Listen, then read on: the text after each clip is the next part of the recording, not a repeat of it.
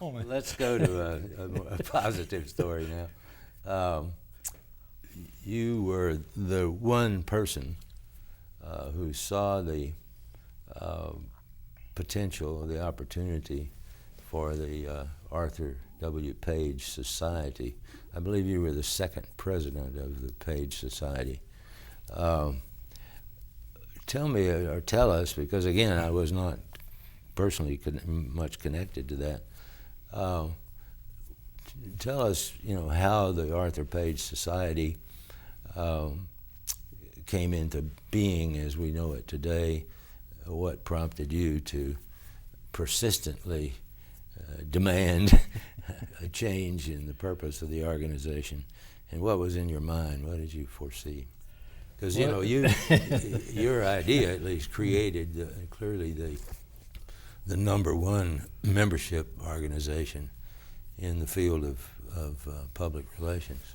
Well, you've asked a very broad question, and I have to say that you were really the inspiration for the organization being created to begin with, because one of the last acts before the breakup of the Bell system was that each of the major organizations within the Bell system got together for meetings with all of their top managers. And Ed, as being the head of public relations for AT&T, brought the 25 of us who were officers of the various operating companies of the AT&T together for a final dinner with our wives, and it was held at the Tavern on the Green in Central Park in New York City, and it was actually a delightful, wonderful evening. Everything done in first class. The situation could not have been warmer or more conducive, even though we all knew that we were ready to die, go off the reservation. And during the course of that evening, you made comments to the effect that you gave a kind of a nice talk about the fact that here assembled in this group were not only the most talented group of public relations people professionally in the country, collected all in one room, but also that over the years, because of the interaction that we'd all had together, working together on various things, that we were really like a band of brothers. And that terminology, which was borrowed from the book and then later from used by the movie, really symbolized and characterized exactly, I think, how most of us felt that we were part of an organization. So at that particular session, one of our members, actually Irv Zimmerman from Bella, Pennsylvania, where we're located now, suggested that why don't we all get together next year and have a meeting to commemorate this, and we'll all be together and see how everybody's doing. And he volunteered to host that meeting in Hershey, Pennsylvania, and various other people said, well, why don't we create an organization? And Irv volunteered to say if we couldn't incorporate it so that we'd have some kind of a legal entity which would make it possible for us to get together. Well, a year went by, and actually Irv did all the things that he said he was going to do. He and his wife filed for incorporation papers in the state of Pennsylvania for the Arthur W. Page Society. And we had a meeting in Hershey, which everybody who had worked for you, either directly or indirectly, all appeared. At that meeting, there was a nominating committee composed of Bob Anger, who was, I think, the chair, and Frank Kane and Marilyn Laurie. I missed the opening evening's activities, and when I walked in the morning the next day, Bob Anger came up to me and told me that we had a meeting last night of the nominating committee, and we've decided that we want to elect you as the president of the new Page Society, and that your term would be for 2 years, and you don't have to worry because your vice president is going to be Jean Hanley, who represented the Southern New England Telephone Company, and she'll take it after that for 2 years, so it won't be really much of a job for you. And we have he said, Bob, I'm going to be the treasurer, and Frank Kane was going to be the secretary. Everything's all set. Is that okay with you? Well, you made it sound so simple that, it was very hard to just say, no, that's not, I don't want to do that. I can't do that. But so I agreed to do that. And so in reality, at that meeting, there was a formal business meeting convened by Irv Zimmerman, at which I was elected as the first president of the Page Society.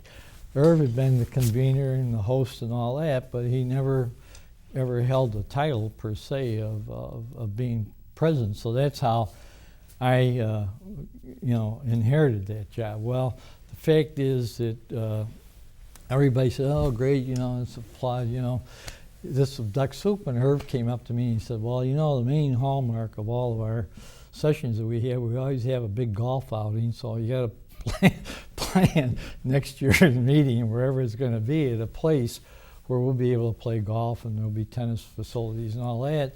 And then the rest of it, we'll just have a good time. Be sure to have a good reception, cocktail party, and all that sort of thing.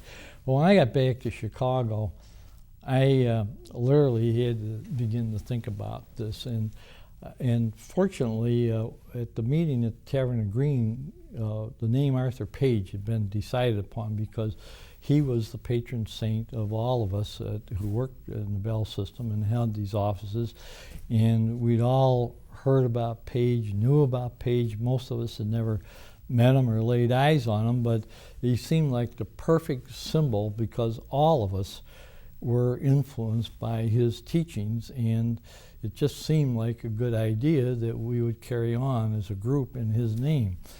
Well, it seemed to me in reflection right away that this was a great idea, but basically all it was going to be would be an alumni group, and an alumni group with a limited life, because eventually as people began to die, which unfortunately is all of our fates, that the group would get smaller and smaller and smaller, and that what's the point of doing all of this, because there'll be people retiring and leaving and that sort of thing. So I convened a small group of my staff, which John McDermott was part of, who and Steve Hines and Sue Burrows, and I said, I was elected to be president of this organization.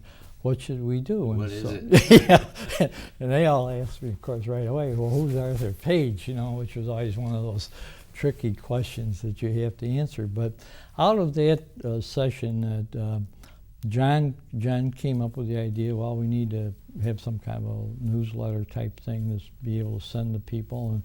And Steve said, well, anything I can do to help you? And Sue said, well, I'll be happy to write the newsletter. What would we put in and what would we do? Well, make a long story short, we decided that that's what we would do, and that we ourselves would try to fund what the cost of that would be. I called Bob Anger. I may have called you too, and I said, we can't really do this thing and be paying all these expenses. He said, well, why don't we have dues? Bob said, why don't we have dues? $500, every company puts in $500, and then everybody who works for the same company will have individual membership dues of $100. So he said, that way you'll have some money, and he said, I'll take care of raising the money for it. So I said, that's a great idea, so I told our folks to go ahead. But then when we started to think about it, that we said that in order to perpetuate this, Page stood for some wonderful things, and what he had brought to the public relations profession was unique, and he'd brought honor and distinction, and that if we could do anything positive, that we could honor Page by trying to disseminate what his teaching was to other individuals and other organizations, because as far as we could tell, that the Bell system had been really successful because of what he had brought to AT&T.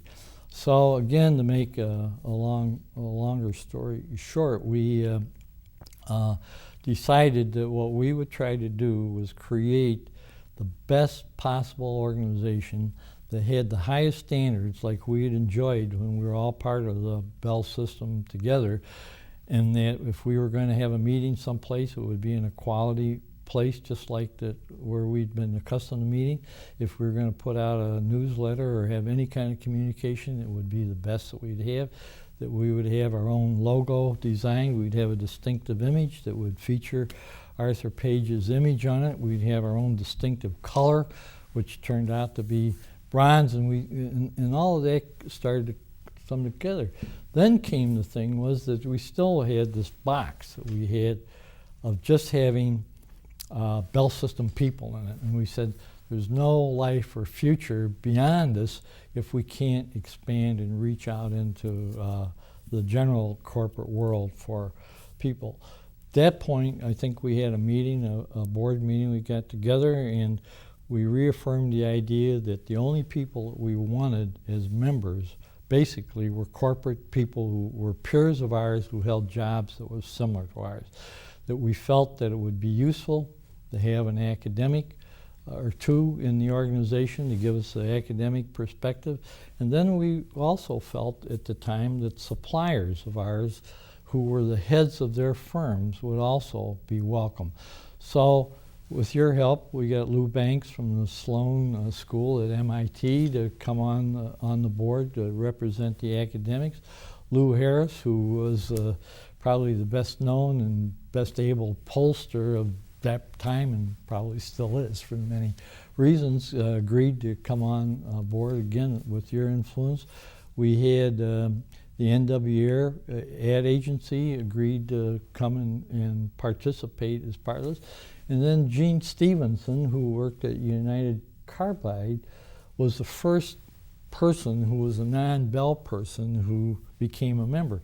Shortly thereafter, Jim Murphy, who worked at Beatrice at the time, just before he went to Merrill Lynch, came on the board, and we started to reach out and grow. And I think you were one of the major recruiters we had of people who were non-Bell people. Eventually, I should say that because we're doing this under the auspices of the Page Center here at Penn State.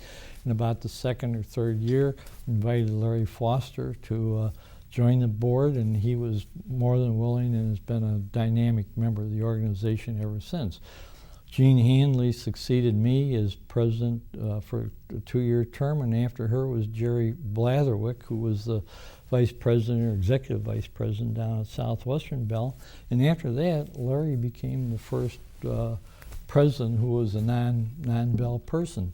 But the whole idea was to keep it as an organization of peers, that no seconds were to be members of the organization, that we wanted a group of people who were comfortable talking to each other, who were used to dealing with similar types of problems, who had access to resources.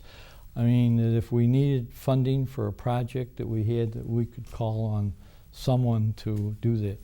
Shortly thereafter, after Jerry ceased being president, we moved to Larry.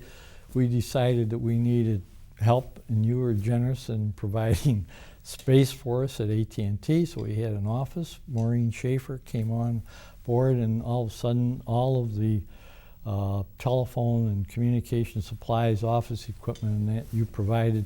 And with that as a basis, the Page Society got off and got running. But keeping the ideals at the highest level was the key element of all that, and we had to say no a lot of times when people wanted to try to do something else. Jack, let's get into the flavor of the month, which is a very important flavor, an enduring flavor that sometimes gets lost from time to time. A couple of years ago, you conceived of and edited a book that included chapters by prominent chief executive officers on the subject of integrity, corporate character, whatever you want to call it. And I don't want you to get out of here without talking a little bit about what did you learn from those chapters submitted by CEOs or what had you hoped to learn and didn't? Either way you want to look at the question. How do you institutionalize integrity? How do you insinuate that into a large organization? Well, there are several answers to that question, and the first thing I like to say is that Building Trust was written as a project of the Page Society, Yes.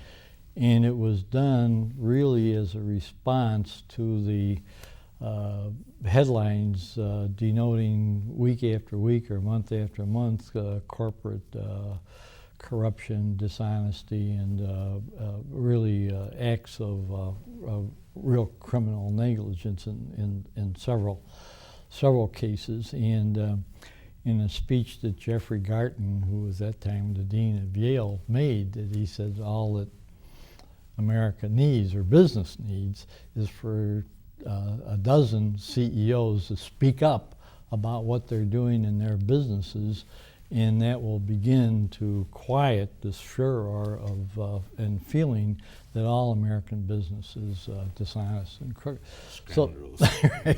So the Page Society took that to heart and felt that there's one of the things that we were very much for, because the very first principle in the Page Society, which Arthur Page articulated, was tell the truth. And we believed that wholeheartedly. We subscribed to it, and all of our members did that. So it became apparent that this was something that we could do, and that maybe we could help the reputation of American business by taking on this activity. So consequently, because I was at that time in a retired state, though my wife wouldn't necessarily agree with that, I agreed to take on the responsibility of trying to put that book together. It was done with the help, of course, Dave Drobus, who was then the president of the Page Society, and Ron Culp, and many others really contributed to helping to make it happen. One of the things that became clear to me, and we, as it turned out, we wound up with essays from 23 CEOs that were included in the book. Actually, my idea was to have 24, which would be 24, which was twice what Jeffrey Garten had said. But incredibly, at the very last minute, as we were going on the press, one of the best essays and one of the best by one of the CEOs that I happen to personally like the best, called me up and said that our company is going, he was a major shareholder in the company, he said our company's going through an enormously difficult time here, and we're going to reorganize, and I'm not sure where I'm going to be when the reorganization is all over. And so he said, I just don't think that it would be in your best interest to have me in a book that's coming out in 6 months or a year from now, because I'm not sure what my fate's going to be. And so I learned that this was typical of him, upfront, integrity, honest, here's an alert. Not every CEO would have done that. Some CEOs would have tried to fly under cover, and because they felt that they wanted to be part of this mixed group of outstanding CEOs. I think that the thing that I learned, that there's no question that in a major corporation, and even a minor corporation, if there is such a thing, that the CEO sets the tone. If the CEO's behavior is above board, there's a good chance that will filter down through the organization. It isn't going to happen automatically, but if there's any question about the behavior of the CEO, the employees are going to look at this with a jaundiced eye. I think one of the best examples is what happened with Boeing and Harry Stonecipher, who was an absolutely terrific CEO, but got caught up in a couple of situations which were not in the best interests of the Boeing company, and he was forced to resign, which he did. His replacement at the first meeting that they had of the senior management team after that meeting called them all together, and the chief lawyer put up on the screen photos of there were two deposed senior people at Boeing. Had their headshots on there, and under the headshots were a whole row of numbers. And the chief general counsel said, "You all know that those are not Social Security numbers. They're under that." And with that, McNerney, who was the new CEO, said, and he said, "That is precisely what will happen to anyone who violates our code of conduct and expectations for truthful behavior." He said, "I want that to be understood right now, and you're hearing it from me." And that was a vivid illustration. I have several friends who work for Boeing, and they told me if there was ever a message delivered, that was really well done. Well, in other companies, it was clear, like in the Eaton company with Cutler, he right after he took over the job, that he was confronted with one of his officers in Asia, the head of their actual Asian operation, who was awarding contracts to a firm that his wife was involved with without putting them out for bids. When he learned that, he was the best operating guy he had in the whole company. Bong, he was fired. He then explained to the employees of the Eaton Corporation that this is not a 3 strikes you're out company. He said 1 strike and you're out. Those kind of messages resonate through the corporations. Other corporations, and Bill Walden from J&J is a good example, have a long history of having a code of ethics or a code of conduct that they go over annually with all of their employees to make sure they understand. So there's a long history of that sort of thing. And consequently, you kind of expect them to have this, and you learn that there is value in having a code of conduct or a set of basic principles. But the thing is, and I think that you agree with this, is that you can have all the code of conducts that you want in your corporation, but when it gets right down to it, it's the individual who makes the difference. If the individual is raised in an environment where they're taught the difference between right and wrong, that's likely to carry over throughout their lives, and they'll have that understanding. And no form of persuasion, one way or the other, will cause them to do other. There are other borderline cases that can be persuaded one way or the other, but basically having a code of conduct is they know that they're violating it, but that doesn't necessarily prevent them from doing it if they see in our culture today that somehow or other it's in their personal best interests. And I think that's one of the things that I learned, that again, this whole sense of greed and the me now generation, that you can have all the teachings, whether they're from the Bible or the Quran or whatever, about proper behavior, but in our culture today, those can be easily ignored if there are people who feel that they can gain somehow personally from this. A person like Marilyn Carlson, who headed up the Carlson companies, said something that struck me as being in the book. In the book that was really significant. She says that this is basically a family company, and she's the generation that's running it now. She said that if we expect and want our employees to keep this company alive and preserve it for we have to treat them like we're running this business for long term. We have to respect their rights, their individual rights, and what their needs are. And if we can do that, then they will help us perpetuate this company. If we don't, in a generation or two, she said, we won't be able to keep this company going. I think you nailed the answer as I expected. And I will close out by just one last comment about Mr. Page.